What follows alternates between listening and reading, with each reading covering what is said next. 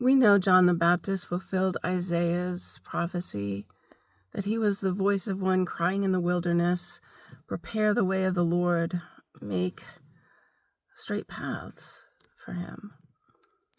And prophets have not had it's not a great calling, it's an honor, and yet it's tough, especially the later ones, right? Thinking of Jeremiah, God called him to proclaim what God wanted him to proclaim to the Israelites and told him they won't listen. And then John came, the last of the Old Testament prophets, came recorded in Matthew. And he was the voice of one crying in the wilderness.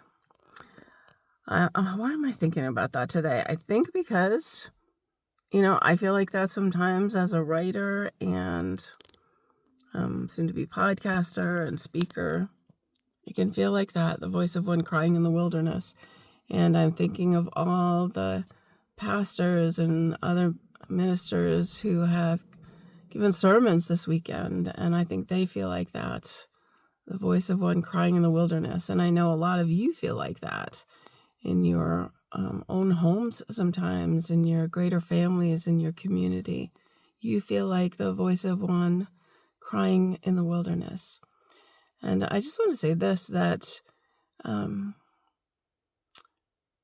none of those voices in the wilderness, none of those people called to proclaim Jesus Christ, none of them were responsible for how people heard. Like, in fact, Jesus often says, let him who has ears, let him hear. The responsibility is on those who hear to receive the message and to change. Our responsibility is to continue to be that voice. And that's our job. That's our calling.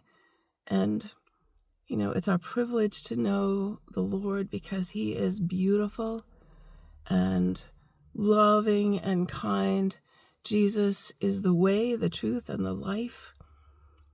And it is a joy and a privilege, even when it's hard, even when we're rejected, even when no one listens, to be those voices crying in the wilderness.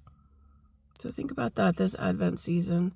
If you've grown silent, if you've grown weary, don't give up.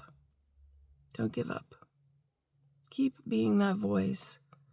You may be surprised who hears, and for some it'll be delayed hearing. Keep going.